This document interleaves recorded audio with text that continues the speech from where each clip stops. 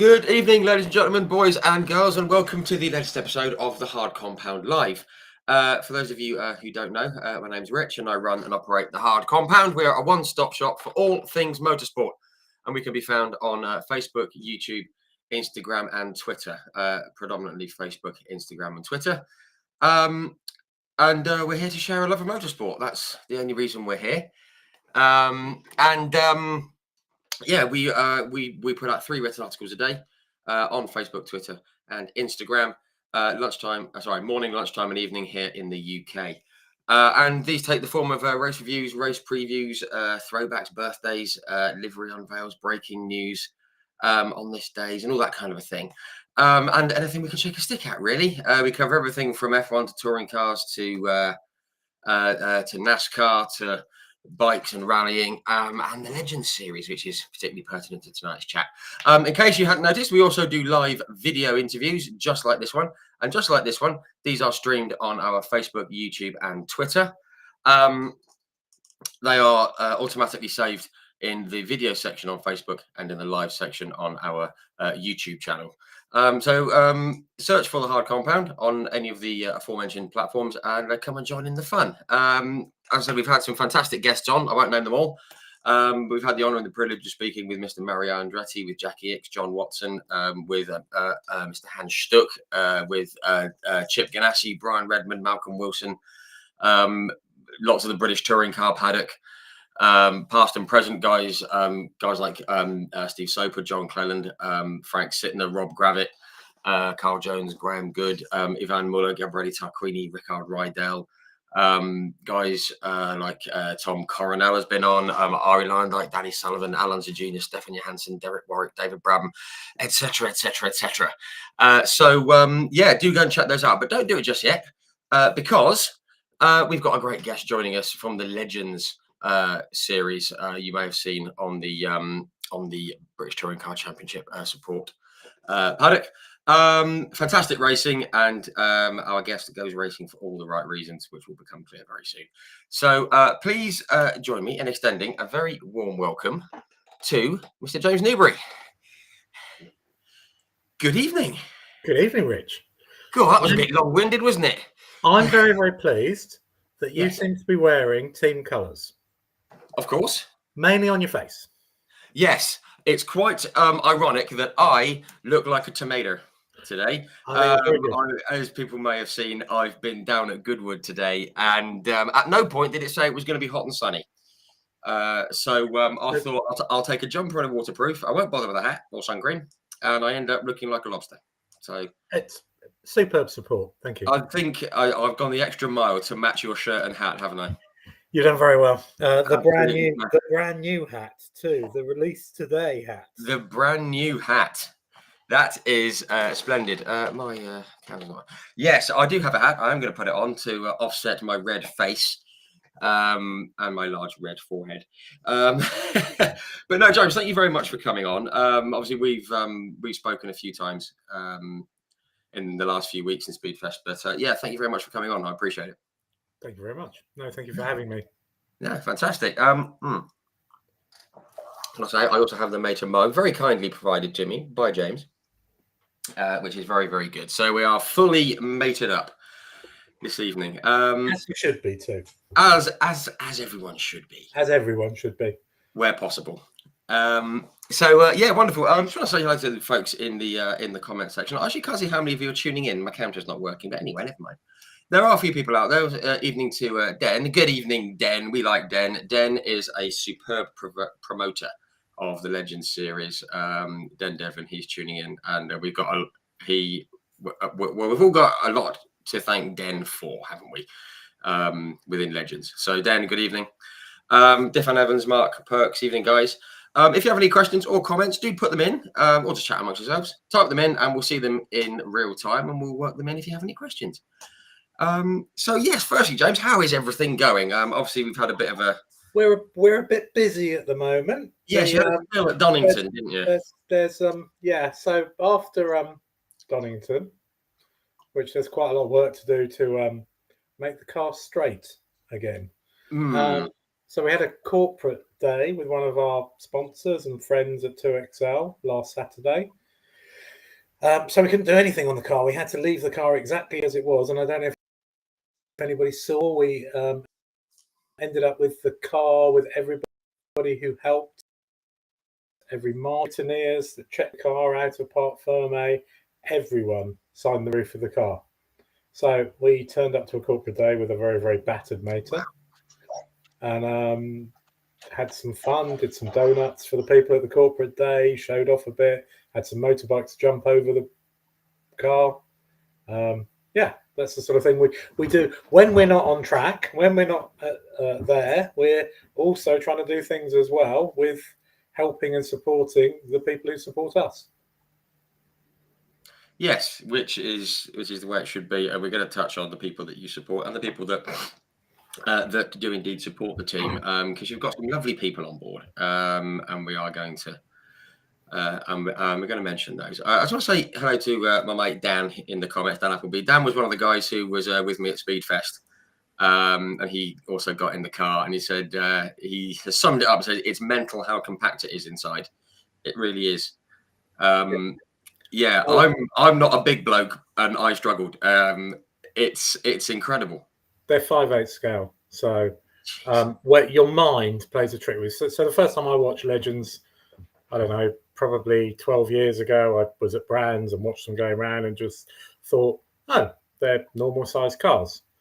And then probably 7-8 years ago was the first time I was actually stood next to one. And I thought, somebody shrunk this car. What's happened? You're like, where's the real one? Because your mind just makes you think when they're on track, they're normal sized cars. And you think, oh, there's enough room in that car for 2 people to sit in it. And they're not. They're a single-seater car. Yeah. There is just enough room to get an adult in there, which obviously they weren't designed for adults to be in them anyway. So no. We've just ended up ambushing them and having lots of fun in them. And fun it is. I mean, even getting in and out is fun, isn't it? Even that's an experience. They are terrific little things. There is a specific way that you have to get in and out of the car, and I explained it to you, Rich, and said you've got to hold onto the bar here, put your right knee underneath the steering column, and then the rest of you will follow in, and you'll get into the seat. And it's difficult to do, but once you can do it, it's easy enough. And even me in my mid-50s, which isn't true, I definitely can't be in my mid-50s. Even I'm able to throw myself in and out of the car, even to the extent too we have to do evacuation tests in the car. Yes. So last season we had a competition up and down the grid, deciding who would be the quickest to get in and out of the car. And until the very, very, very last moment, I was winning the evacuation test at being quickest at getting out. And I'm not the fittest. I'm, as I said, in my 50s. However, my youngest son worked out a way that you could literally step out of the car rather than throwing your whole body out and hurting yourself. And I was point something of a second. So we're competitive at every level up and down the paddock. Doesn't matter what it is, there will be a competition involved. Well, which is healthy, isn't it? It's always be able to get one up someone if you can. Just get one over on them even before the racing starts, which is superb. Yeah. But yes, they are great fun. They're great fun to watch, which we're going to get onto shortly. But they are just, I mean, and obviously yours is the most fun one, I think, and I think everyone in the paddock would agree. We'll come to that as well. What I'd like to do though is go to the start of your interest in motorsport. Where did it all come from? Because you've not been doing it for that long, have you? I've not been competing for that long. Yeah. I've been spannering and running friends' cars for years, for absolutely years. And my best friend, he's won the Southern Motor Sport tarmac rallying in a 1.2 Nova, so we competed at the top of that against a certain Legends driver as well. Mark Higgins was been against us in certain rallies, and we've been up against him head to head. So we've and friends Alphas, friends MGs, going back many years ago. Got to love an MG. Yeah, so lots of things. I've worked on other friends' cars and run them for them, minis throughout the years. But I think probably my love of motorsport started at 6, Excellent. which What was it? Was it F1 or was it? yes, it was. So I remember my parents had a radio rentals TV in the days when you used to rent a TV, and there was a evening in October when I said, "We've got to be up at 3 o'clock in the morning. We have to watch a motor race."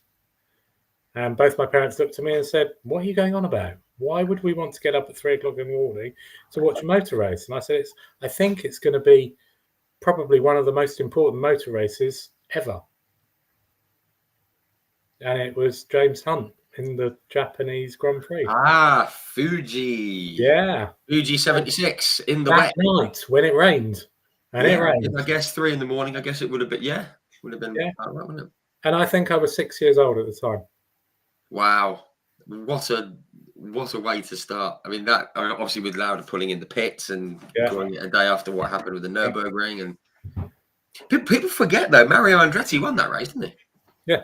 Mario, he won it because all the eyes were on James. And James was crowned champion because of it. But wow, that's something I wish I'd been around for. That would have been very, very cool. Yeah. Very cool to see. Yeah. But I mentioned that I had Mario on here 3 years ago now, I think. And when we were talking about it, the first thing he said was about Fuji, because I said, how wet was it? He goes, "Hang on, I won." People forget that I won, and he just got it straight in. Yeah. But yeah, what a cool place to start, and then I guess it just went from there. Yeah, and I think probably I've been working on things mechanical from 6, 7 years old. I bought my first very broken moped at 6, 7 years old, so I could ride it around the fields where we lived, and it's just extended from there. So probably 7 years ago, 8 years. Well, no, maybe 8 years ago. Mike Schlupp, who drives with Mickle Motorsport, who's a friend and a customer, and I've known for many years, said, "Why don't you come along to a race weekend?" Okay. And my 2 children, Bert and Elliot, were at an age where they would get value out of doing it. So we decided we'd go along and start helping and start mechanicking with Mickles. And then a couple of years in, John convinced me that I should have a go myself. And Bert and Elliot said, "So who are you going to be, Dad? What car? What's your livery going to look like?" And I decided quite plainly that being Lightning McQueen was probably not the thing that someone who was very nearly 50 years old should be doing at their first real attempt. I think I've done before. My only ever motorsport I've done before was I competed in one rally in the Nova, which I came in first in class, and I turned around and thought, "This is quite boring, really. I can do this." However, Legends are completely different, and they're nothing like it. And so we talked about it a lot as a family, and decided that the shape of a Legend would look really good as Mater, which is just brilliant. I mean, excuse me. Anyone who's seen the Cars films, you can't help but love the character, can you? He's just that lovable. He's like a lovable idiot, isn't he? Which I can relate to. Certainly the second bit. And yeah, I think the Lightning McQueen was quite a claim to sort of live up to, wasn't it? Yeah. I mean, and I just absolutely love the look of it, because you've got it absolutely spot on. It's absolutely perfect. And before we really dig into it, I mean, was the idea always going to be right? The truck's going to be Mac, the buggy, or was it just here's a car? Well, no, it's just evolved. So we had a trailer which was Mini Mac, or Mac the First, but didn't get quite the same level of attention as it was. 2 years ago, Elliot, my youngest, convinced me that a lorry was the way forwards, and it would be far easier than towing a trailer behind the motorhome. And so we scouted around, and a friend found the lorry that is now Mac. Wow.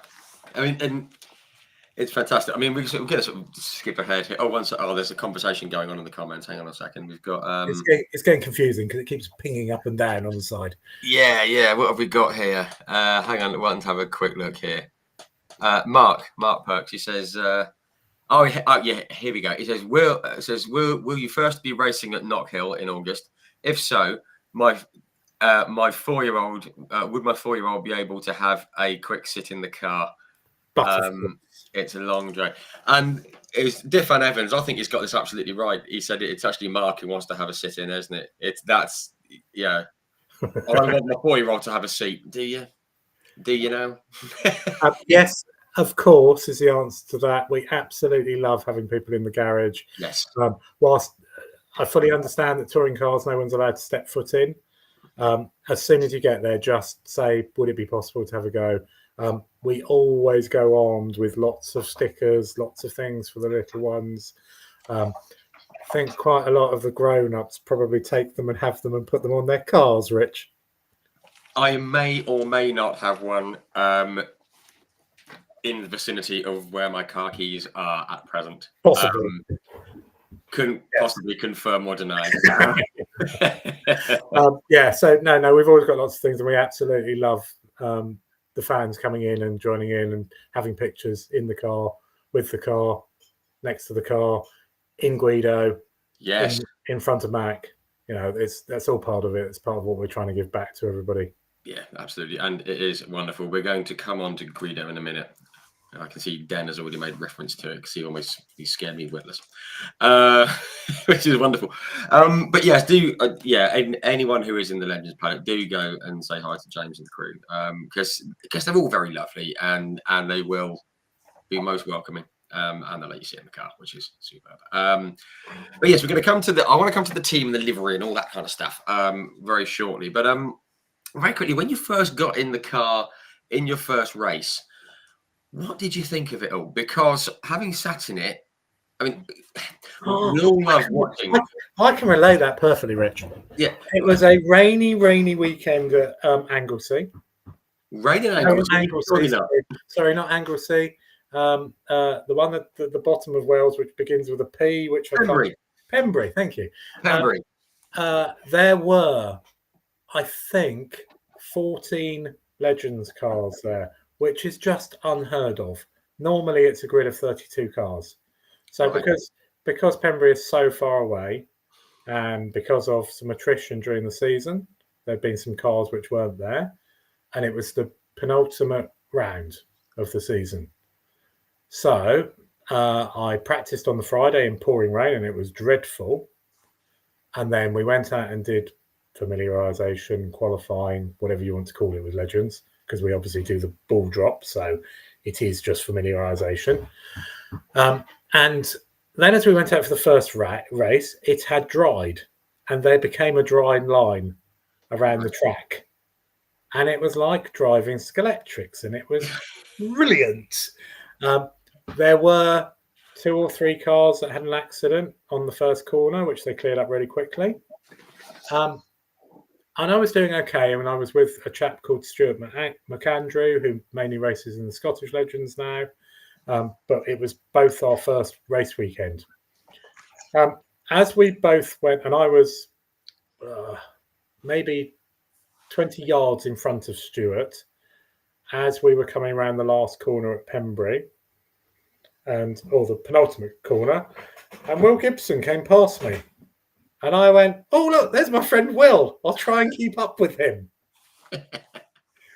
Yes. So I actually finished the race with Will just about lapping me backwards and 11 foot short of the line. Super. That's quite an effort. So I didn't finish. But I'm sure it looked very good. Yeah. I'm sure it looked spectacular. It looked quite scary with the wall at Pembury, which is the start finish straight has a horrible wall on it where you go into the pits, and I was very, very worried about that. Yeah, absolutely. I'm not surprised. It's interesting that you mentioned Will, because Will has tuned in. Good evening, Will. I hope you're well. And thank you for your time the other week. We like Will, and he's just said, "Hello, Rich. Hello, James." He was scared the first time he got in one. Yeah, you're right. You're very right. I was petrified because it was torrential rain. Will, if you remember. I mean, rain in Wales in a legend. Yes, scared would do it. I got to be honest, I was quite scared when I sat in it. And the thing wasn't even moving. It didn't have wheels on it when I just sat in it, and I was like, "How do you race this?" It's amazing because you're slightly off center, and you can't see sort of anything behind here because the mirrors they they may as well be toast. It's kind of and they are incredible things to sit in, even when they're not moving. So racing for the first time in the rain would get your attention. Yeah, definitely. And there's no padding in the seats whatsoever. No. They're not comfortable to sit in, but they're not designed to be comfortable. They're designed to go very, very quickly. So yeah, and be safe, which we're going to come on to safety as well. But what a great place to start. What a way to begin, and it obviously didn't put you off. You thought, or did it put you? I can see by your face. Did it put you off for a little bit? How long did it take for you to be honest with you, it did scare me witless, and Will quite frequently brings the story back up again. And it's absolutely frightening when you're doing 110, 120 miles an hour and you spin the car around for no reason. Just, the thing just decided, because they are horribly, horribly difficult to drive. They've got the fixed axle, haven't they, at the back? So when you spin, the wheels they don't want to go around a corner ever, and as soon as it breaks traction, it's really breaking traction. Yes. So yeah, which often doesn't end very well, unfortunately. No. But I've just seen a comment from YouTube, a chap called Paul Page, and he says, "I think I need one of your stickers for the Cobra, James." That's one of my friends.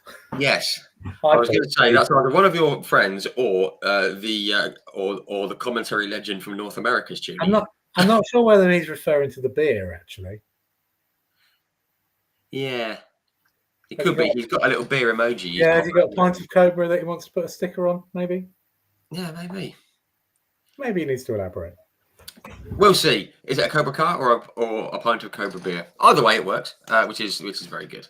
It's a Cobra. Made to stickers stick to everything. They're brilliant. But I mean, I think this is probably a good time. So you've been involved with the Legends series, as you said, with Mike and John and Mick, when you finally got roped into it. So you obviously kind of like fell in love with it as soon as you got into it, pretty much. This is a good time, I think, to talk about the series overall. Obviously, we spoke with Will the other week, and he sort of touched on the origins of it. And it was basically set up as a feeder series for NASCAR out in the States, wasn't it? Some big names have come through it. And it's come over here, and we said the importance of two people in the series that Will touched on, and we're going to give him another shout out here. We've got Phil Cooper and the former BTCC racer, Mr. Simon Belcher. They are quite possibly two of the best people that a series could have heading up, aren't they? Yeah, totally. And they're very, very supportive of the series, the people in it. And they're just great people to have there at the top of it to look after us and protect our side as well. So yeah, they're brilliant people. Yeah, and they're in charge of all the parts and the regulations of it, because everything's spec, isn't it? You can't it's quite narrow parameters in which you can operate with regards to parts and everything, and they're all behind that, and they're both fully in on it with promotion and everything else, aren't they? Yeah, totally. And they've been massively supportive of me, my mad ideas, and some of the ridiculous things that I've got up to over the last 4 or 5 years in the car at race weekends. I sent you a link to the video there's a YouTube video. Yes. From I think November 22, which was the first year we really started trying to raise lots of money for MNDA. And we swapped bodies on the car from brand new Mater, which is Mater as if he just come out of the factory, to Mater as everybody knows him. Yes. So, and we did that between every race and went out as brand new and as old and as brand new. And even the brand new shell had lights on it that worked as well, which Wow. was superb. That's fantastic. Yeah, roof lights on top of it. So yeah, and it was just fun. And but they fully supported what we were doing. They fully supported, and I think it's nice as well that other people have now started supporting it as well. You probably don't want me to move on to that quite yet, but no, I mean we'll certainly come on to it. But I think it's because of the look of the car and the team and everything around it. It's hard not to want to get involved because it's. I mean, obviously, it costs money and you want to go racing and you want to do well, but it's just fun and there's not much of that. We all enjoy going racing, but genuinely, just a team that's based around fun is. It's club motorsport. There are no prizes for coming first, second, or third. I'm not saying that I wouldn't want to be on the podium. That's not, but it's club motorsport. We're there to have fun. We're there to have, and I think you said it's when you were talking with Will, it's a bit like a frat party every weekend. That was Will's word, yeah.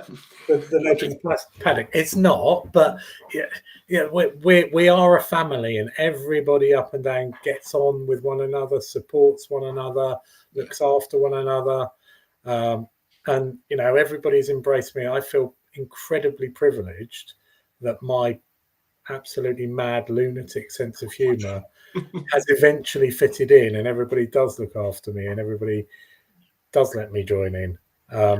Because effectively, 4 years ago I was driving around at the back on my own. Yeah, at the Sunday afternoon drive. Nowadays, I have learned a bit more and can mix it up a bit and actually do some. I think it's called racing.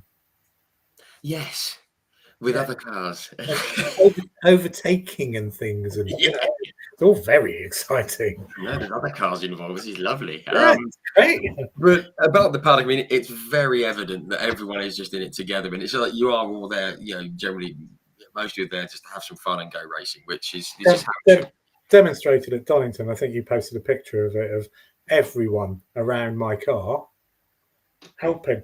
Yeah. As soon as the car came back in, there were people just descending upon it, taking bits off it, helping.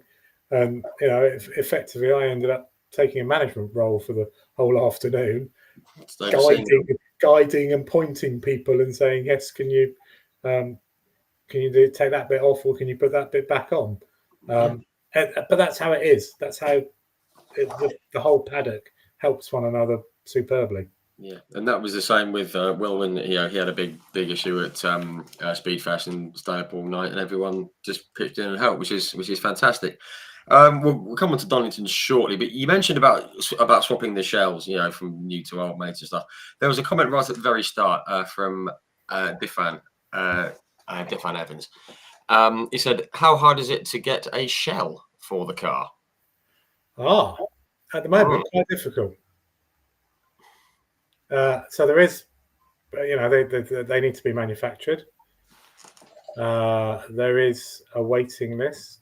I have jumped the waiting list because I'm very, very lucky and get looked after massively by Simon and Phil. So there was only one in the country, and that was allocated to Mark Beattie. And Mark very kindly said, "Yes, you can have it." Wow. So yes, we will be out. We hope. There's quite a lot of work to do yet, but yes, I think there was a photo we put up yesterday of the shell of the chassis. So the chassis stripped, the chassis in the back of Mac. The chassis will be going to Matt Roach on Saturday morning. Excellent. I'll let him take his angle grinder to it and see how he gets on. See if the chassis is okay to put the front clip back on, and then we can start piecing it all back together. Yes, in time to. What is the next round for you guys? Knock Hill. It is Knockhill, isn't it? Yes, wonderful. Yeah. Which has brought me on to another comment from John Kane. John tunes into most of the chats. We like John. John is a marshal up at Knockhill. He's part of the Orange Army, to whom we have to salute because they do fabulous work all over the country, all over the world. Can't go racing without them. We love you guys. You are the best. He said, Rich, can you ask James if I can come and see him at Knockhill? He'll be marshalling. I think we've got the answer, don't we? You don't need to ask. You just, yeah, absolutely, John. We'd love to see you. Please come in. Just turn up. Hopefully you've got somewhere where you can put stickers and things on your box or whatever you stand on or whatever you take with you when you're marshalling. Yes, we need stickers. We love stickers. Who doesn't? I've just seen Paul Page has responded that Cobra was the car. He has a Cobra. Yes, sticker for the car. Very quickly, Kevin Newman. Evening, Kevin. He says Legends wouldn't be the same without Two Mate. Yes, absolutely right. Mandy is in on YouTube. Good evening, Mandy. We're going to come to some more of your questions in a minute. Oh no, first we've got Kieran. Kieran Price has said we will be out, blood, sweat, and tears. Kieran is indeed one of the team. Yeah, he's a very, very integral part of the team, and I thank him for his support and help and everything he does. You met Kieran, yes, and really, really appreciate everything that he does and the help he gives. So he'll be here evenings and weekends helping, putting things back on so we can make it. We have to leave to get to Knockhill on the Tuesday evening. Right, yeah. So whatever day that is, so it's the 10th, we're at Knockhill. Yeah. So count back a few days, 7th? 7th-ish. Yeah, 7th. So we're going to leave and do a load of driving on the Tuesday evening. Wow. And then finish off the driving on the Wednesday morning, and then hopefully have a quiet day on the Thursday at Knockhill to recuperate a bit, and then test on the Friday. Off you go. Yeah, test on the Friday, make sure that the car is okay and not too many bits fall off it. Relatively one piece will be good enough. Yeah. It's fine. I see Den's asking me questions. Den's asking questions in the comments. I'm just going to get to the series in just general about the car in general, and then I'll come on to what Den's saying because I'm intrigued by his question. Just quick, I mean, you told me in detail about the car when I was sitting in it. You told me about how it all works. For those folks who don't know, or even if they're interested in the workings of a Legend car, we know what they look like. They look like little Model T, and they look brilliant little things. But just quick lowdown about the engine and how it all goes together and everything. And your brilliant 8-ball gear shift. I love that. 2-ball. Yeah. 2-ball. 2-ball. Of course it is. It's made to 2. Number 2. Why would I have an 8-ball in my car? Yeah. Right. So the engine is an amalgamation of two things. It's the XJR 1300 block, which Yamaha subbed out the building of the XJR 1300 to what's become Hyundai's factory nowadays. Okay. So the machining on the engine itself is not brilliant, but it has the extra 50 cc's of capacity. So the bits that go in the engine are mainly the 1200 engine, the crank, the conrods. It then runs pinned cams, which make them stronger and better. There are, as I think we'll explain, there are a number of engine builders. Yes. And they're all built to spec, and they're all sealed with proper Motorsport UK seals upon them. So every engine should be the same, exactly the same inside. And they're pretty strong. The only thing they don't like is when you spin, if you put some reverse thrust in them. A motorbike was never designed to have any reverse thrust. Yes. So the crankshafts can be fragile. So after the accident at Donington, that was the first thing we did, was we pulled the engine because it would have had reverse thrust in the accident through it. I see. And would have made the crankshaft weak, which would have meant that Sunday would have gone out and just broken a crankshaft. So, or there's the possibility of it, and it's not worth running up a huge machining bill and risking it. So pull the engine and put a new crank in it is the plan for that. The gearbox is the standard 1250 bike gearbox. It has a converter where the sprocket would be, and there's a top hat on that, and then the drive shaft bolts on there and runs in the right-hand side of the car next to you in a tunnel.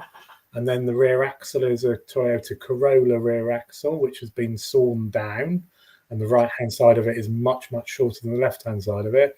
And then they threw away the diff and put in just a fixed diff that turns both wheels at the same time, which is a brilliant idea. Which everyone would have loved, when they came up with the idea. They would have all suggested that. Yeah. So realistically, the car is a go-kart, and it is exactly the same as the sort of go-kart you would go and rent and have fun with your mates in at the weekends. However, it weighs 505 kilos, 510 kilos, and it's 130 brake horsepower, and it does 0 to 60 in 2.7 seconds. That's what got me actually when the first time I saw them was the acceleration of the things. They fly, don't they? From a standpoint. One of the things I love doing, and the place I was on Saturday with it, it's a disused or it's an airfield. It's not a disused airfield; it's a live airfield, but they close it for a corporate day. And then I love allowing the engineers or the customers to just get in the car and drive it up the runway, because everybody just comes back and goes, "Oh my good gracious! How on earth does that happen? How is that car so quick?" And it's right, with me in it, I think it's 608 kilos. So they weigh nothing. They just weigh nothing at all. The power to weight ratio is fabulous. And it shows in the racing, and it shows with everyone who's ever driven one has said it's just great fun as well, / terrifying, depending on how you're wired, and which is great. And they are fantastic. And Will Gibson just said you're a heavy driver. Well, come on now. I don't think I had to go on such a heavy diet as Will did over the winter, actually. Personally, I think he had a target loss of 20 kilos over the winter. Blimey. Fair play to him. Well, they reduced the weight limit this year because there are some lighter drivers in the cars. Yeah. So they've reduced the weight limit a bit, which obviously Will decided he was going to take advantage of and reduce his weight. Yeah. And Den has just said that he's shorter than you too. I think it's just becoming banter on the chat. It is. It's fine. Just chat amongst yourselves. We will see it, and I'll throw it in. Don't worry. I think you should allow the chat to be seen live to the general public as well, which would be quite amusing. Yeah, I think it is viewable, which is very. You can view it. Oh, excellent. I think it's viewable to those who are tuning in, which is great. Very quickly, Defana said, did the team or the driver get deducted points if they change the number of engines permitted? That's a good one. So we're allowed 4 engines a year. Okay. Yes, we are. I assume if you go over your engine limit, then you can't score points. Yeah, I think that's the rule. Will answer that because Will know exactly what the ruling is. Yes. And tell me off for not knowing. I normally get told off by Will a lot. Yes, Will knows his stuff. I'm sure he'll know. Oh yeah, with regards to size and weight, George Clough has just said balance of performance. Yeah, that's one way to put it. Yes, going full hypercar. But yeah, very quickly in the series, obviously it's great when we see like the reverse grids, which is great fun based on races and championship standings, things like that. There's different classes. There's driver and team and rookie classes, things like that. Very daunting too. When you've had a really bad day and you're on pole, and there's groups of us up and down the grid that race with each other. So that I'm in the back group and we race with each other. So it's really pleasing if I get to the end of the day and the final, which is reverse order of how well you've done it during the day. If I'm towards the back of the bottom of the field pack, that's really pleasing. I've done well. I've had a good weekend.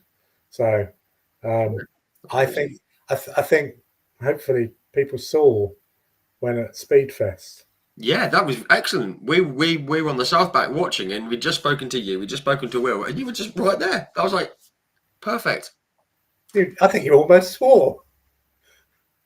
I kind of went, what? Rude word or two. Yeah, so I was in 6th on the grid. Yeah.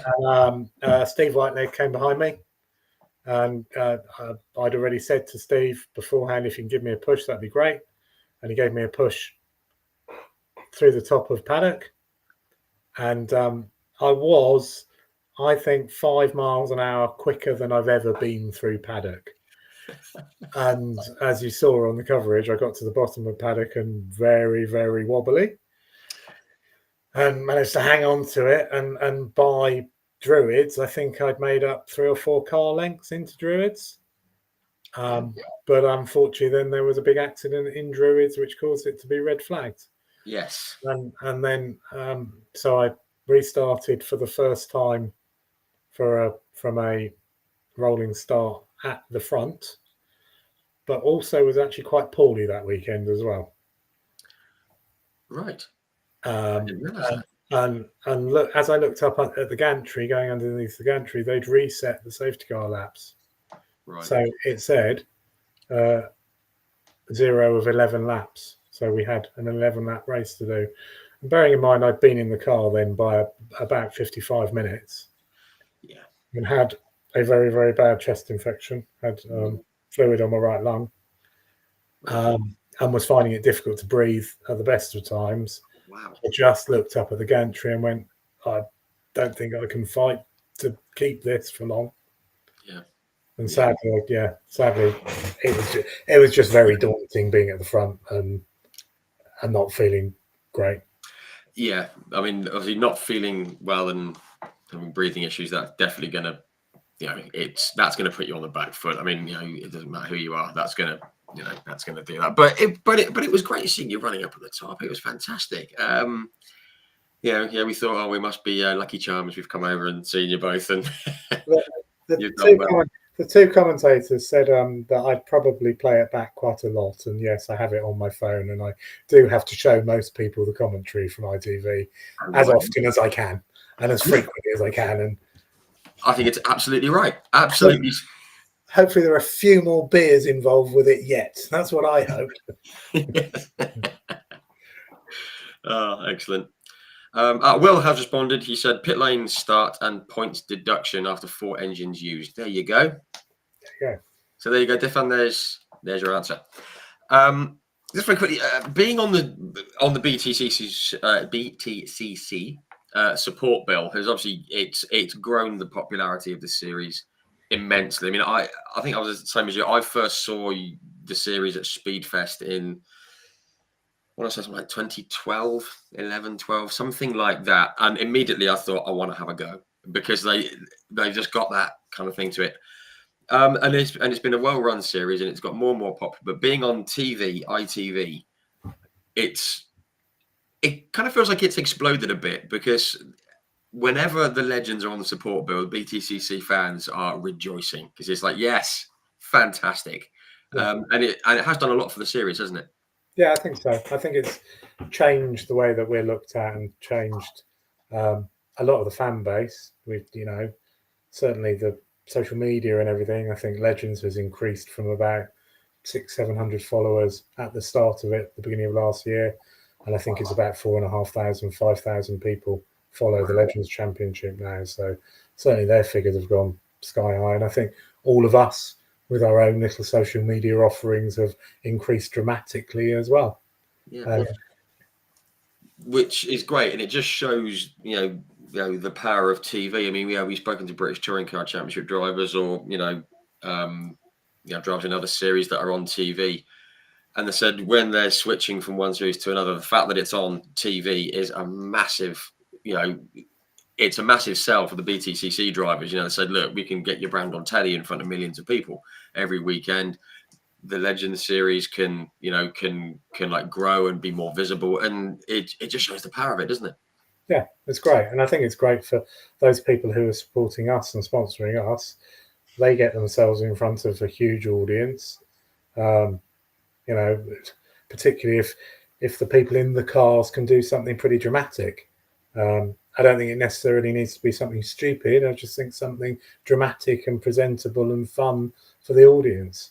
Yeah, absolutely, and like people will latch onto it. They'll latch onto a driver just because they've done a great overtake, or they've been a great battle involving two or three. They'll remember those guys, and that happens all the way down the field, which is fantastic.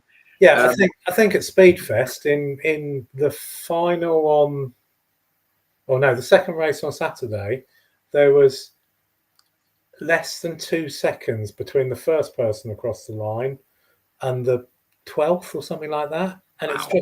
just to have that closer racing. And I think there was also another, wasn't it, that the whole field, there was less than 2 seconds a lap difference between the slowest and the quickest person round Yeah. Brands Hatch. And that, you know, for any form of motorsport, that's an amazingly close field and shows how amazingly competitive. It has become much, much more competitive since I've been doing it. Sure. The standards, the everything has just increased so dramatically, and it's a much, much more competitive series than it was 4 or 5 years ago.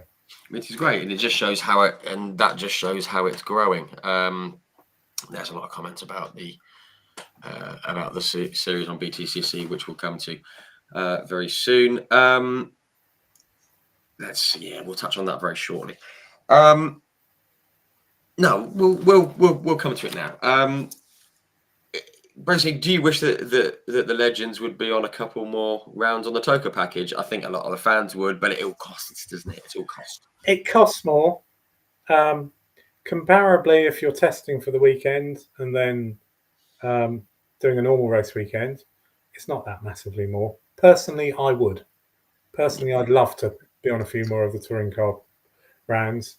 I really, really enjoy them. I really enjoy going and seeing some of the other touring car drivers and mixing with them, and you know, having a bit of a laugh with some of them as well. It's incredibly good fun. It's incredibly good publicity. I'm a little bit of a show off, and I like being at events where there are many, many, many people in the grandstands around the circuit. And the touring cars, you can guarantee that every grandstand will be packed and every single inch of fence line will be packed as well. So yeah, I absolutely would love to be on more of them. But it's also down to whether everybody else up and down the grid can afford the extra time and the extra expense of being on them, because it is an extra time commitment as well, because we are required to be there on a Thursday. Yes, yeah. So there's all the other bits that we as fans don't see, and all the other little ins and outs and things like that. But I mean, I think most of the drivers would probably like to be on the support package a bit more. Excuse me. And the fans certainly would, because it's gone down an absolute storm. But yeah, maybe in future it can. We shall wait and see what Mr. Cooper and Mr. Belcher organise for us next year. Yes, we'll see what they can. That's all we can do. They will do the very best for the series, and those of us that want to carry on and want to be invited again next year, shall tell them that we would like to be invited, because Legends is by invitation only, so the drivers are invited to come and drive. Okay. Being that we're a very gentlemanly bunch. Clearly. Absolutely.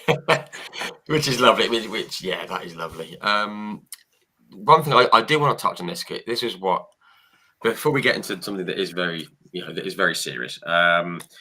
Den Devlin. Hello again, Den. He says, Rich, Tomato isn't the only significant car in the Newbery house. Ask about Elliot's prom vehicle. I am very intrigued, and you are grinning. So this goes back to I think this sort of goes back to your one of your first questions, which I think maybe got a little bit sidetracked about what interests me about motorsport. So I'm an avid rally fan. Yeah, massive. Grew up watching rallying, wanting to be a rally driver. I think I had my first rear-wheel drive Escort at about 14, 15 years old, and growing up in the West Country, hacked it round farm fields and wanted to be a rally driver. So Carlos Sainz is one of the people that I followed very, very closely, one of the heroes of my life. What he did with the original Toyota four-wheel drive cars was amazing. I have a absolutely perfect replica Group A rally car that is full Carlos Sainz livery. Wow. It is an exact replica of. It has. Is that the red and white? Yeah, red and white Marlboro car with both sets of lights. So it can either have the popped up headlights or the ones which are cut out but can be used with them down. Proper light pod on it. But Elliot gave me a very specific list of what he required before he could go to prom. So the obvious thing is, and I've done quite a few people I've taken to prom this year in Mac. Brilliant. Because that's a superb vehicle to turn up to, and obviously Mac has very loud air horns, which grab quite a lot of attention when you're there. But Elliot's friends at school, we live in the town where Elliot goes to school. They all know Mac. They've seen us at some of the town festival weeks with Mac and Mater and Guido. They were all expecting him to turn up in Mac. Elliot said, I don't want to turn up in Mac. I want to turn. Normally just lives in the garage and doesn't really go very far. So for the first time in 5 years, it needed MOTing.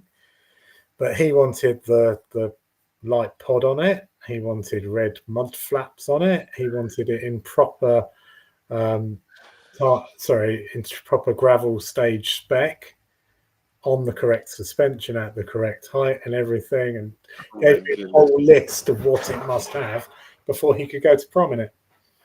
And he did.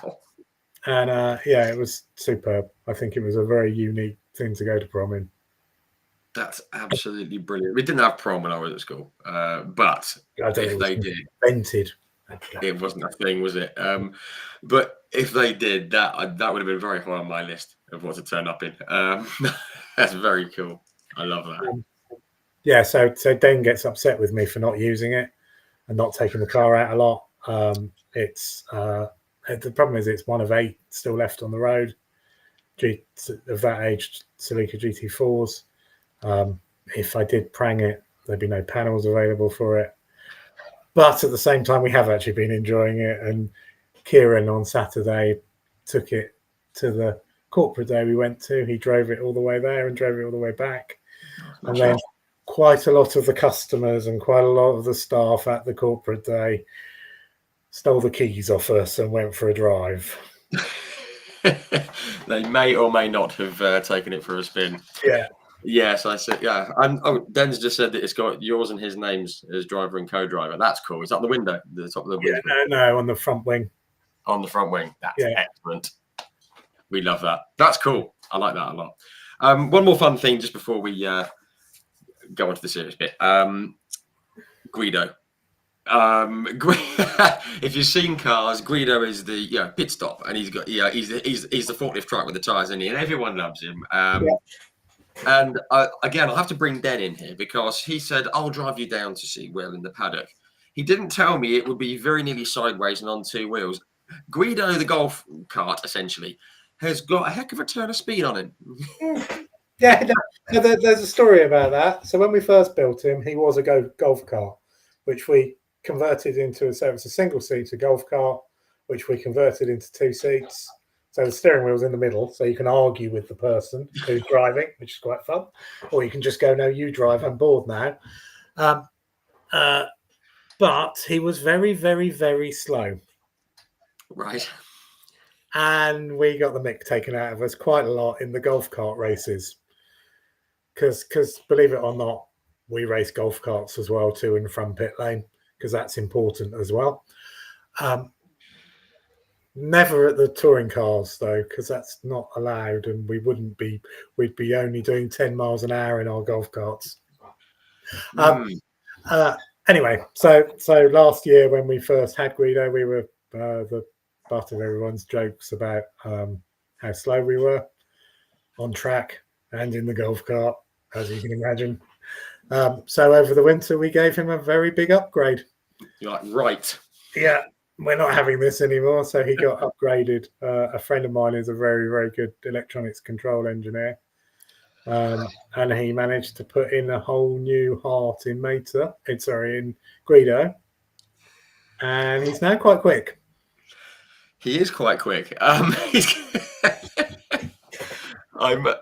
yes, and Dan's just said that the adults like him more than the kids. Absolutely. I mean, there's that lovely photo. I actually put it on the page a couple of days ago of Mac and Mater and Greedo, and it's just, you can't help but smile when you see it. Which is the whole point. It's not motorsport. We're here to have fun. Yeah. We're a family team. We have loads of, we have Dan and Charlie come along. It's all about family. It's all about making memories with our children, with our friends, having a giggle, having a laugh, and just having fun. That's what it should all be about.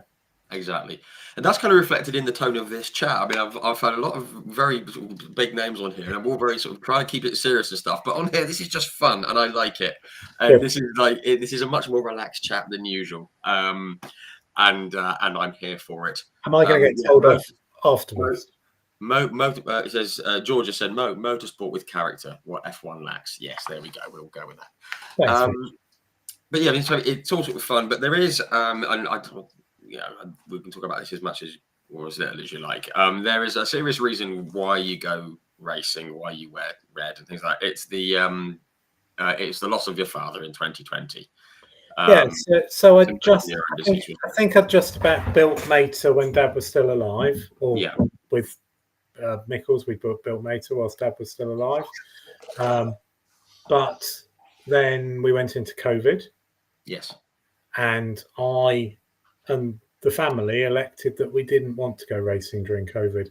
So Legends did carry on racing, and there were a few races that were.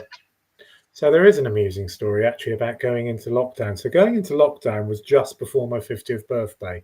Right. We were having a party on the Saturday.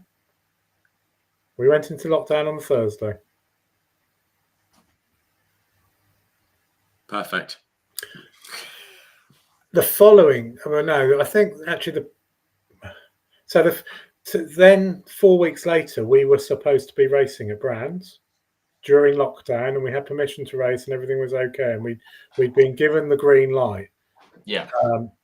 And on the I think the Thursday before we were due to go on the Thursday afternoon. Boris decided that all pubs should shut and all restaurants should shut.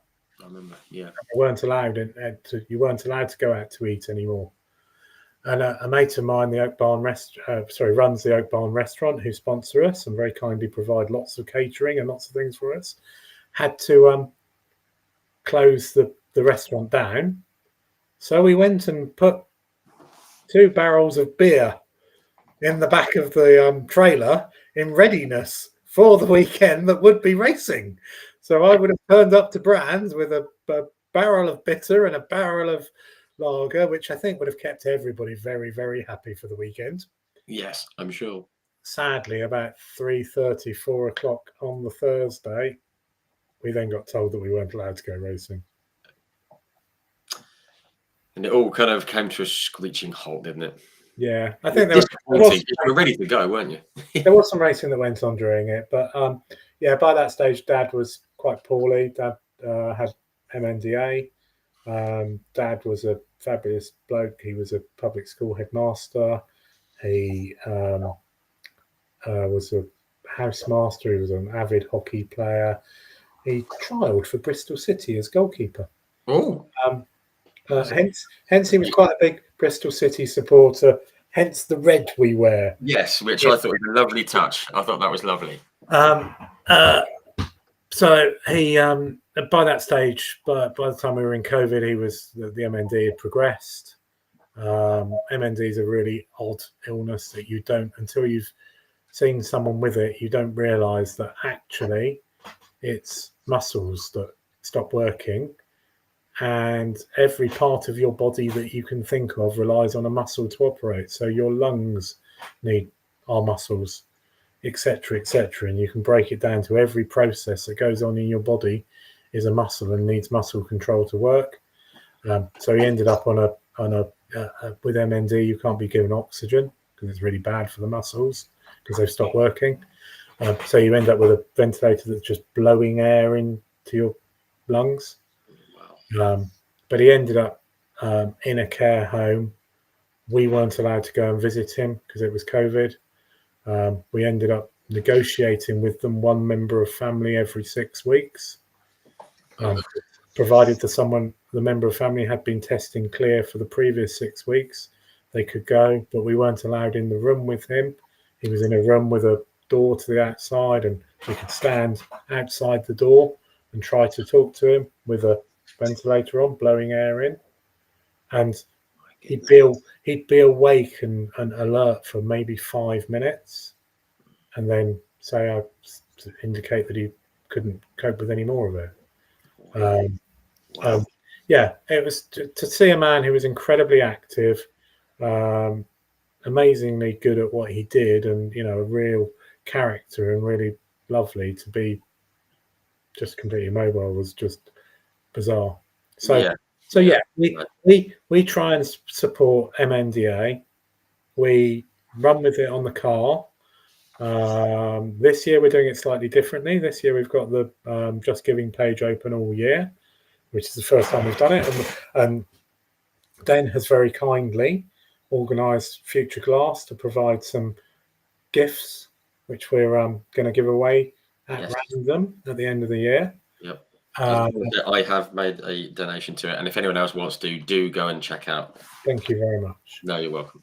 And there'll be a pile of merch and some gifts and bits and pieces which will get donated to one person at random.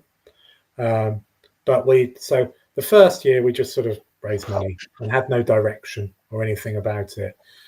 And then the second year we did the body swap of Mater, swapped in between. And I think we raised 2,500, 3,000. Wow, brilliant. During just that one fireworks weekend at Brands. Last year we got very, very close to raising £10,000. Wow. The T-shirt you're wearing explains what we did last year. It's kind of mirrored, but on the grid, we put on three of our friends, Mark Beattie, Chris Dewey, and Tyler Reid, agreed that we could wrap their cars, and they could be the main protagonists from the Cars film. I'm just going to lean forward here. I don't know if people can see this.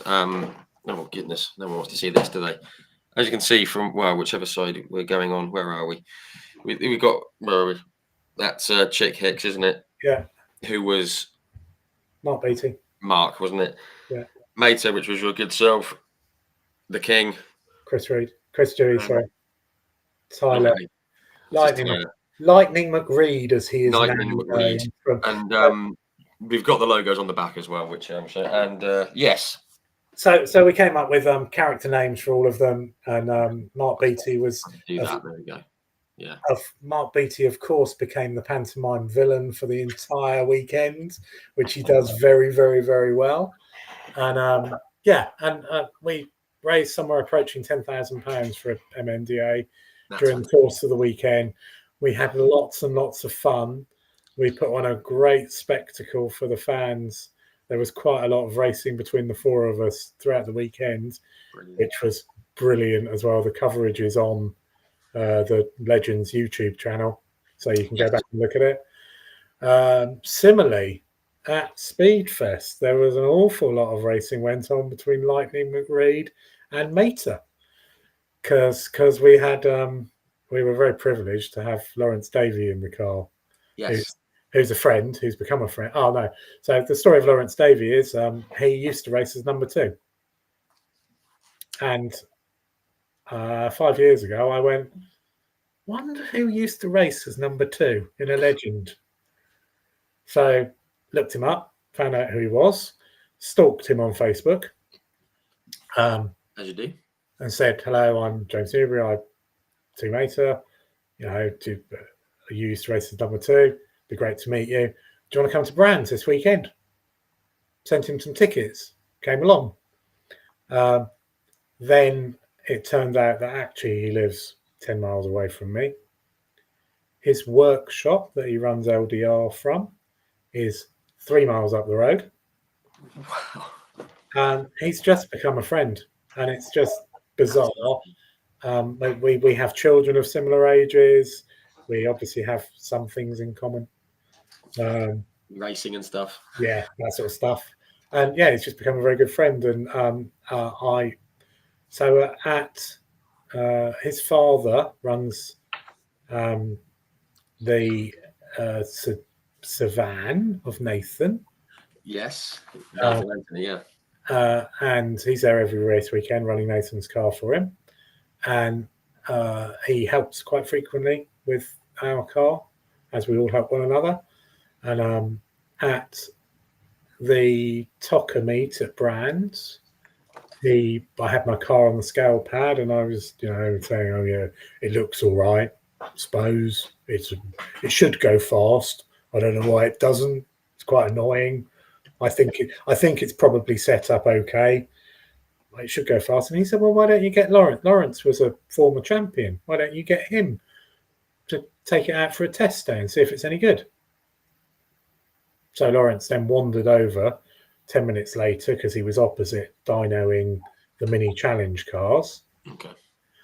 And I said, "Do you want to see if you fit in my car?"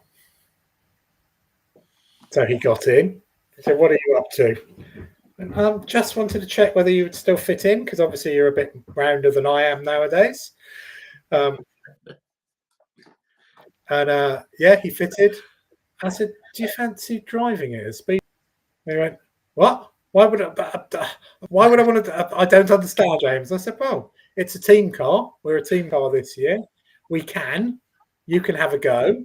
It would be really, really good fun. It would prove whether the car is set up correctly and the car is good. And it would be an honour if you would drive it." And as so before, as we announced this to the general public, then contacted Lawrence and got some information out of him of saying, asked him some journalist style questions. Why do you want to be in the car? Why do you want to drive Mater? Why do you want to return to Legends? And the comments he came back with were just fabulous. Of it's the one team that I would want to actually drive their car. It's the one team that embraces and says the sort of things that I want to say, which is lovely. It's absolutely lovely. So that's nice to be recognised. We did get a podium out of it. I did, yeah. We were. Yes, was that the last? The final on Sunday, yeah. It was the last race, wasn't it? Yeah. P3, which is just awesome, and it just fantastic.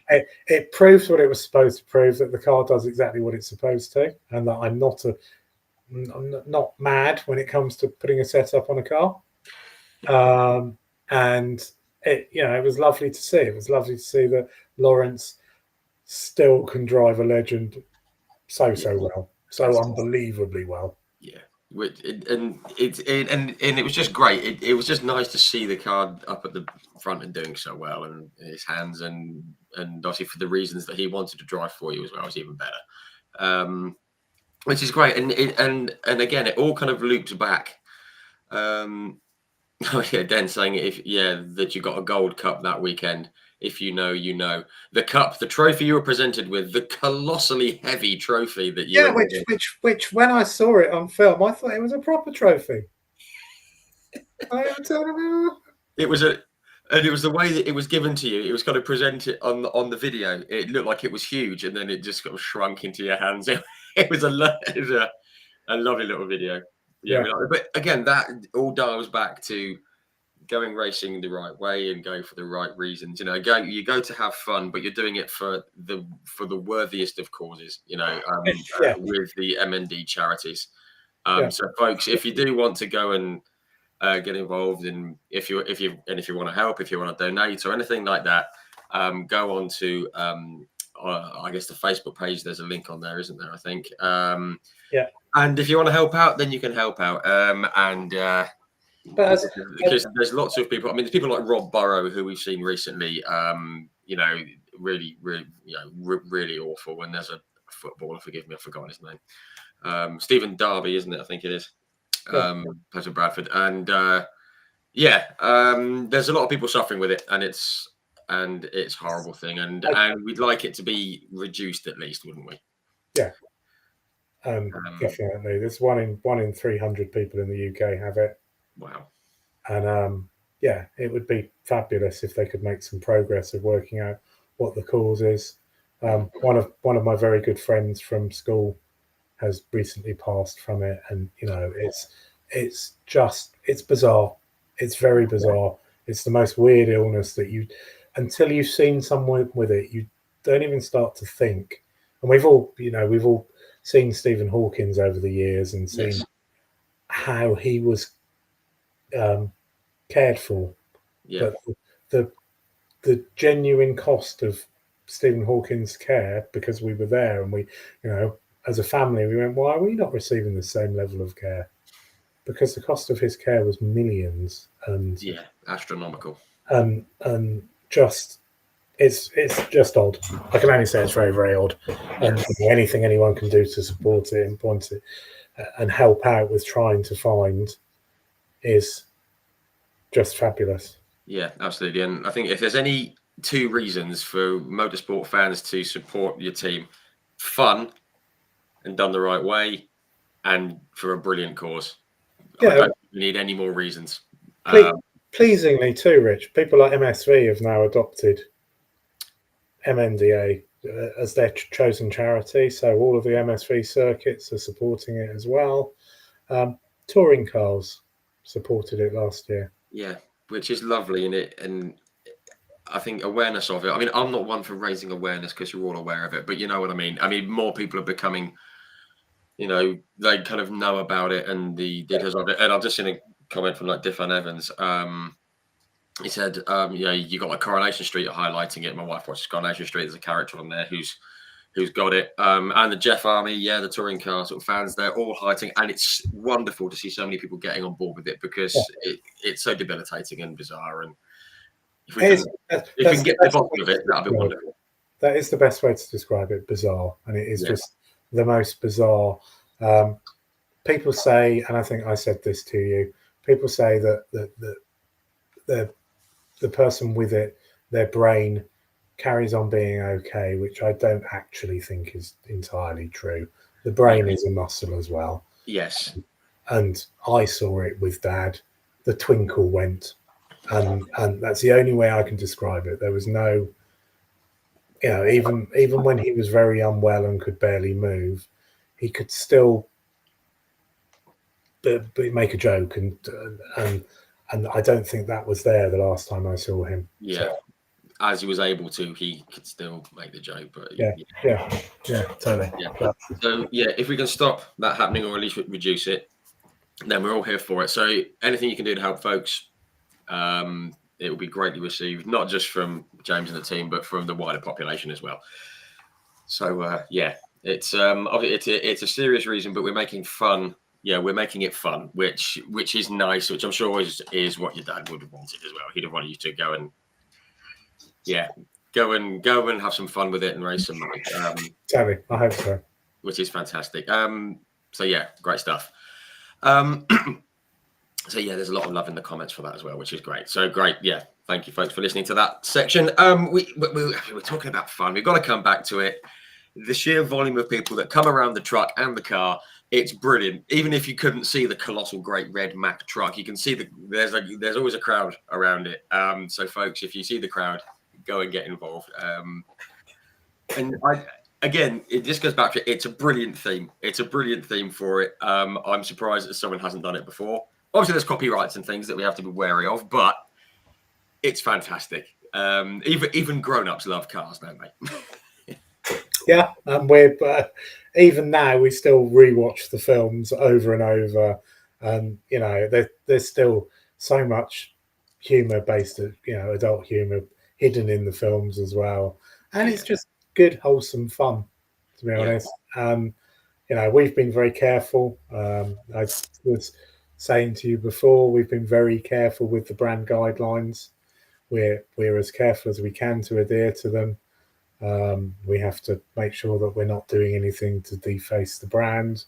Yeah. And I think by now we're very much in Disney's, eyesight, because there's quite a lot of people worldwide follow us now. Yeah, which is great, and I'm sure they won't have a problem with it as long as you don't infringe on stuff. As long as you do it sort of close enough, but not too much, which is great. I'm going to use the opportunity to put this hat on because you sent me a hat, and I'm going to sit in my Meta hat for a while. You're on the Mark II hat. Yes, and it's a very nice hat, folks. Look at that, isn't that lovely? And it makes my face look a bit less red, which I'm very concerned with. So I'm going to sit with a hat on. I don't normally wear hats, even though I've got a collection. I saw a comment from Angela Knowles, who I'm sure you know. She said that she was very glad that her daughter, I believe, Ruby, didn't go to her prom in Guido now. Yes, it's definitely for the best. But she said that she will put money into the charity for taking Ruby and Jack to the prom, which is lovely. Which is lovely to hear.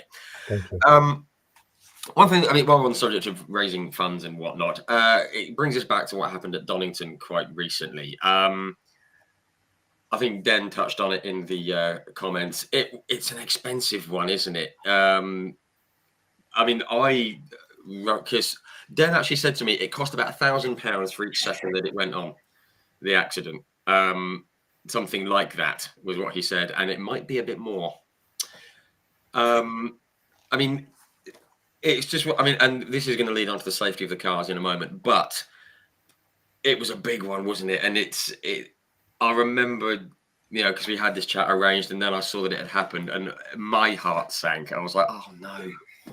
It was such a shame, wasn't it? Yeah, that's the fine line of racing. I think Toby saw a gap to the right of Chris Needham. He saw a gap on the inside of him, and he took the chance of going that much quicker and trying to get the gap. And his left wheel just caught Chris's back right wheel. And unfortunately, because the cars don't have a diff in the back of them, both wheels are turning at the same time. So as soon as you touch one of those, it carries on turning. The diff would normally stop that from happening. Yes. But it just fires you straight up in the air. And there have been some, you know, over the last 2 years, there have been some really quite big crashes caused by exactly the same effect. Yeah, I mean, well, we saw one. It wasn't maybe down to that. It was Rob Fountain, wasn't it, at Donington, the one that we all saw on the opening day of the touring car season, and it dug in big time at the back. And rightly, they got the cameras off it because we didn't know what the deal was. But it was, yeah. When that, I mean, I think Will had one. Will had one at Brands a few years back. And yeah, it was just such a shame. But again, everyone rallied round, didn't they? And they rallied around, they pitched in and stuff. But I see Kim Trinica said 25 plus. I guess we're talking thousands there. It's not quite that high, is it? But it's high enough cost wise, isn't it? It's some money, and you know, it's something I'm not going to discuss really. No, of course, you're not going to go for numbers. It's part of it. That's how it goes. It's racing. We're all there. A friend of ours a long time ago told us he used to drive or race a Alpha GT V6. Oh yeah, 3-litre V6. And he used to always say, if it's not disposable, then you're not going to be racing in it. So right. That's how you have to think about it, because if it was your daily driver and you needed to get to work the following day and your income depended on it, you wouldn't go for the gap, and you wouldn't. No, true. It's a hard thing to rationalize, though, isn't it? I mean, obviously you're putting money into it, you know it's going to be money if it goes wrong, but it is a dispensable thing in the grand scheme of things, and that's got to be a strange thing to try and rationalize, I guess.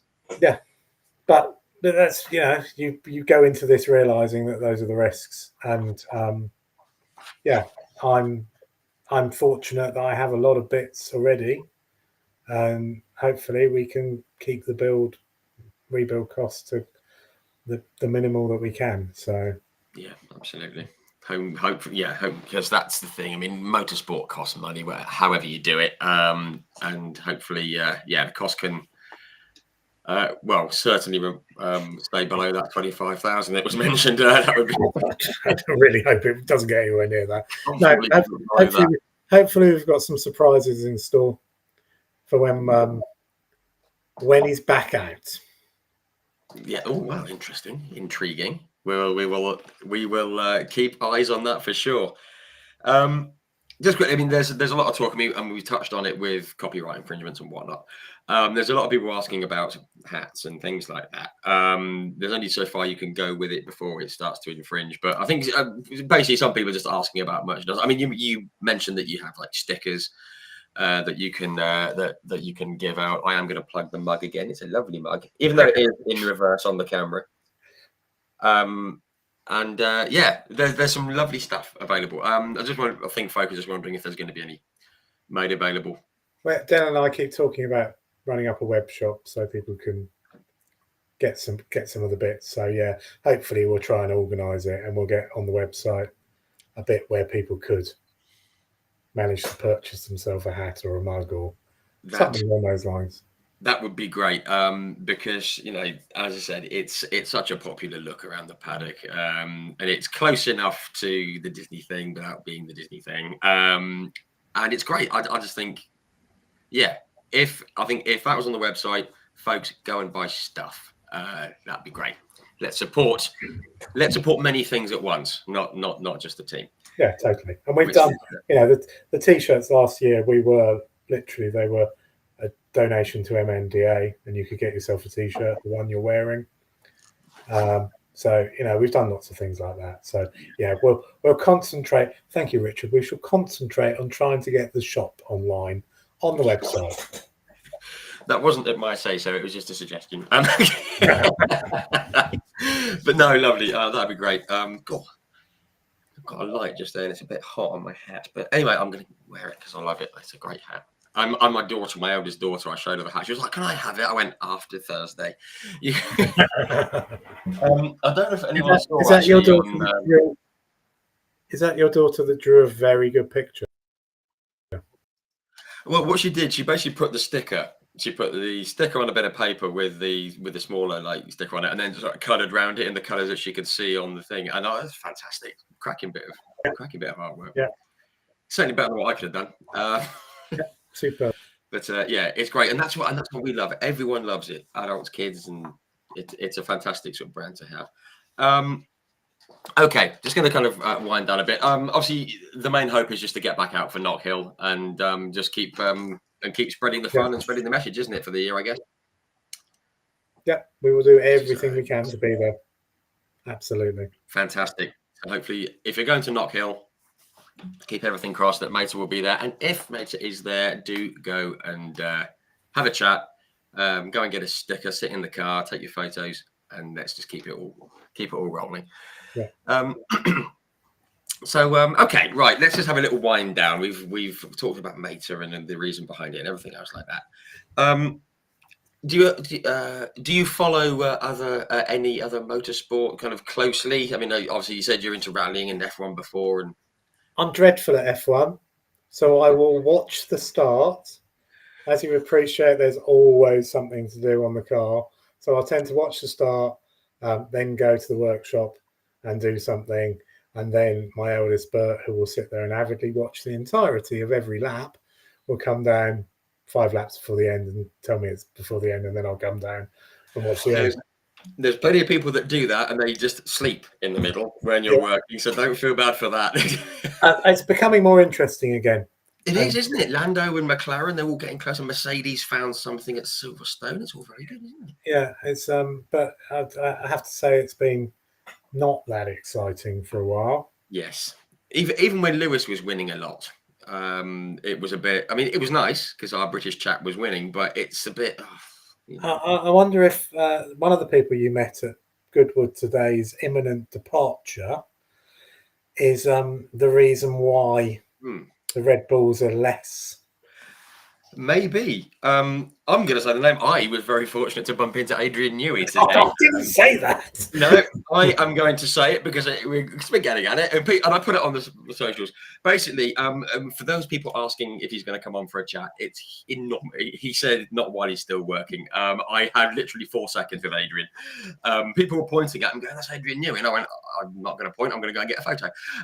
But yes, maybe that's a reason behind it. Who knows?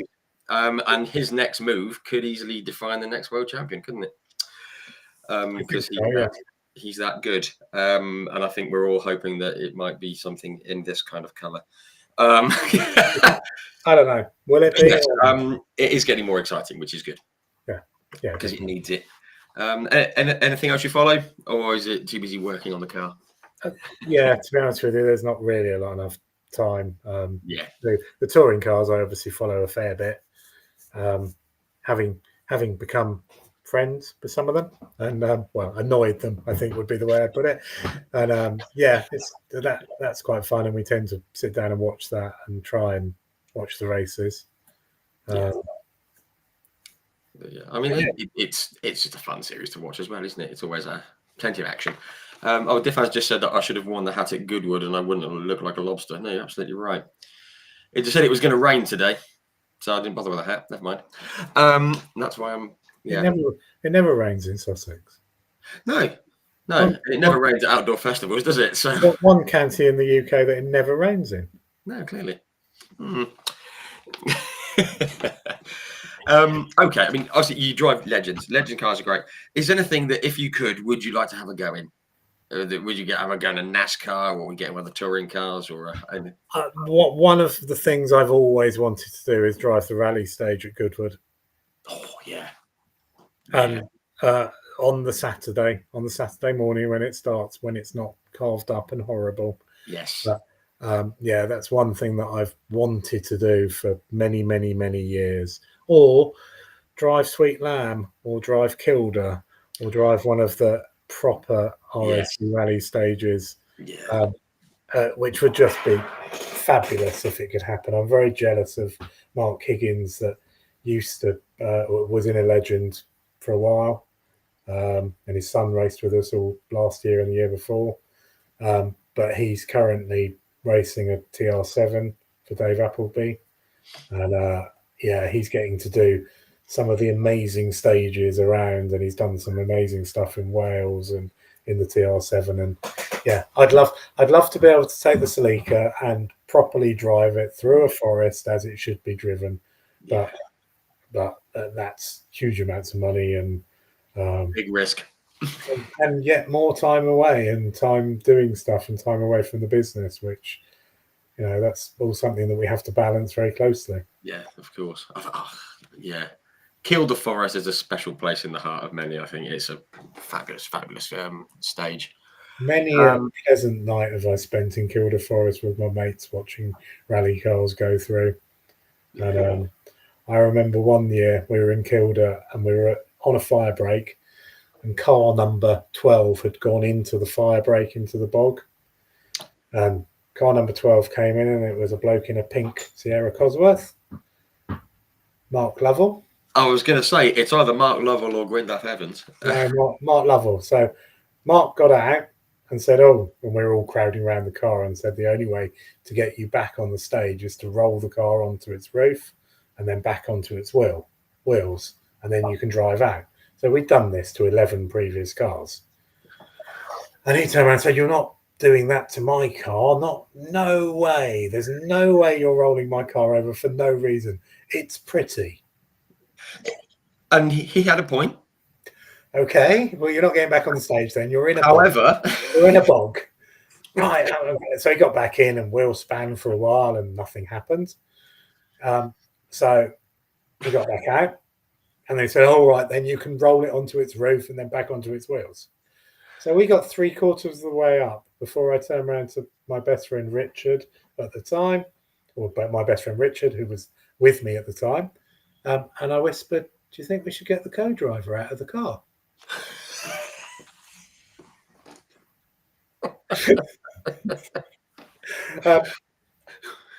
To which we then put the car back on its wheels, got the co-driver out, and then rolled it back over. And but he was the only one out of, I don't know, we probably did 20, 25 cars before we were physically exhausted and gave up.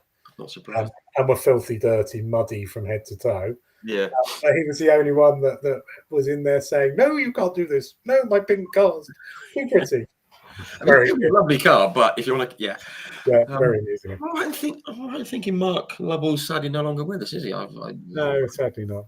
Yes, I seem to remember that. Yeah, real shame. Okay. Yeah, here we go. Okay, 2 more questions. Have you got a favourite circuit to race on that you've raced around? I like Pembury. Yeah. Because it's got loads of fall-off space in case you do get it wrong. To be honest with you, I love anything with a right-hand hairpin on it. Okay. So right-hand hairpins are my thing from, Mark 1 Escorts, Mark 2 Escorts. On the road, you would only ever hang the back end up around a right-hand corner, because if you get it wrong, you're in a ditch, not hitting an oncoming car. Should I be admitting this on a video? Anyway, yes. So I've never done that on the road, but I practice a lot in open spaces and things, doing Yeah. it right, being natural. Yeah. So right-hand hairpins I can do. Croft has a left-hand hairpin on it. Don't like it. Really don't like it. Quite a lot of the other drivers say exactly the same thing. So I'm thinking, what brands we're talking here? Snetterton, one, isn't it? Snetterton. Yeah.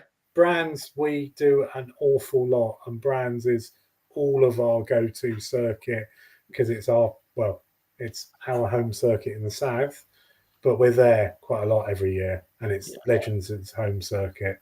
So I don't know. I can't really decide which would be my favourite circuit. That's fair enough. That's fair enough. I mean, there's some terrific ones. Just before we get to the last question, I'm going to just run through some comments on here. You said, where are we? Mick Sutton. This is Perfect Acceleration Sim Racing. He said the Legends are one of the most popular things we run on our servers. Always well supported and so much fun. So a lot of love in the sim racing community, which is super. And I'm sure there was something else I was going to come to, which I will in a minute. Okay, last one. And bear in mind that Will Gibson's working there. Who's the and I promise you I'd only be an hour. Who do you think? Yeah, who do you think is the strongest racer on the grid? Because there's plenty of them, isn't there?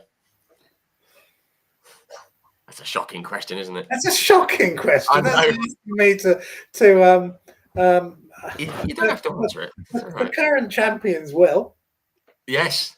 That's a diplomatic. He puts a fabulous car together. He's a fabulous driver. He's again of the same mindset as we are. He's there to have fun as well. And actually, if he gets to stand on the podium, that's awesome. But he's also very, very good at it. Jack Parker's obviously very, very quick. Yeah. Some of the Irish guys are brilliant. The way the Irish guys drove at Donington was just phenomenal teamwork. The way we were doing quite well in the team car championship until Donington. And we were in with a shout in the team car championship, and sadly, the Irish lot just demonstrated their class by working as a team with Jamie, and they've just extended their lead so dramatically. I think our team car championship for this year's over, unfortunately, but. We gave it a really good try for the first time of doing it as a team car. Absolutely. And we've sort of changed our season round in the middle of it with Lawrence. And but so the rest of the season will just be fun. And why not? More stupidity.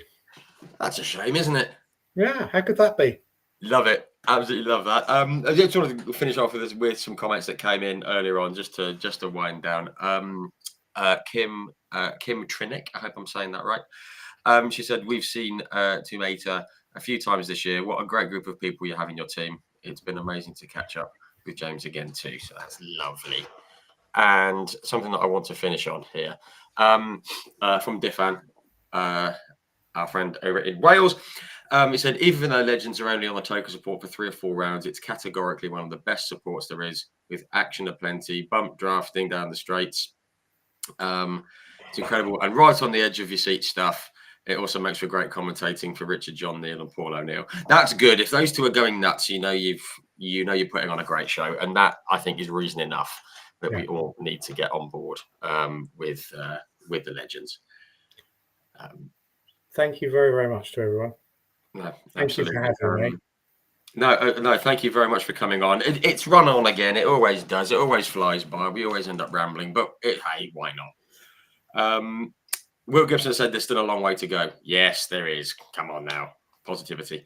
But yeah, and there's another comment which mirrors what I'm about to say. Thank you for giving up your time this evening. Thank you for the hat and the shirt and the mug, and I think in the wider world, thank you for the work you do for the MND charities as well. And it's all rather lovely.